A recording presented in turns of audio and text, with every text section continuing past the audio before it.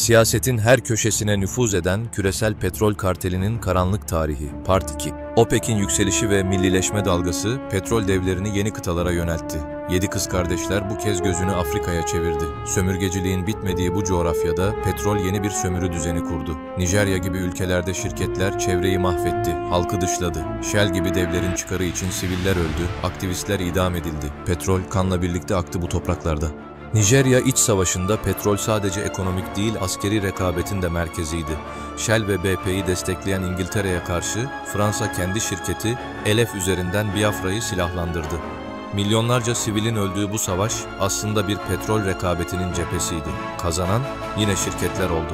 1973'te Arap-İsrail Savaşı sırasında Arap ülkeleri ABD ve Batı'ya karşı petrol ambargosu başlattı. Sonuç, Batı'da benzin istasyonlarında uzun kuyruklar, fiyatlarda patlama, ekonomik şok. Petrol ilk kez açıkça bir siyasi silah olarak kullanılmıştı. Libya'da Kaddafi petrolü millileştirince şirketler onu dışladı. Ama 30 yıl sonra BP ve Shell yeniden ülkeye döndü. Dünya barışı için değil belki ama petrol barışı için kadeh kaldırıldı. Petrol şirketlerinin tekelleşmesi sadece piyasada değil, devlet kademelerinde de hissedildi. Özellikle ABD'de hükümet ile petrol devleri arasındaki dönme kapı sistemi iyice iç içe geçti. 2000'lerde Başkan Bush eski bir petrolcüydü, yardımcısı Cheney Halliburton'un CEO'suydu, danışmanı Rice ise Chevron'un yönetimindeydi. Beyaz Saray bir enerji lobisi kulübüne dönüştü, kararlar kapalı kapılar ardında alındı. 11 Eylül sonrası ABD, Irak'a kitle imha silahları bahanesiyle girdi. Ama hedef belliydi. Dünyanın en büyük petrol rezervlerinden biri. 2003'te işgal başladığında Amerikan tankları ilk olarak Irak'ın Petrol Bakanlığı'nı korumaya aldı.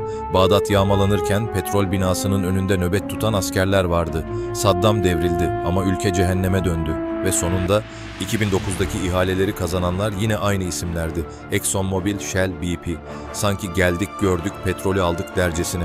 Bugün petrol savaşları hala devam ediyor. Ama bu kez karşımızda şirketler değil, doğrudan devletler var. Enerji sadece ekonomik değil, askeri ve diplomatik bir güç unsuru artık. Petrol hala dünyanın gidişatını belirleyen görünmez aktörlerden biri. Güneş ve rüzgar enerjisi, çevreci, temiz ve sonsuz. Ama büyük petrol şirketleri için bu sadece karın düşmesi demekti. Bu yüzden yenilenebilir enerjiye karşı görünmeyen bir savaş başlattılar. Medya satın alındı, araştırmalar manipüle edildi, kamuoyu yanıltıldı. Elektrikli araçlar yaygınlaşınca petrol lobisi harekete geçti. Reklamlarla onları yetersiz ve güvensiz gösterdiler. Çünkü mesele çevre değil, kar savaşıydı. Petrol çağının perdesi kapanıyor. 7 kız kardeşlerin gölgesi dünyayı şekillendirdi.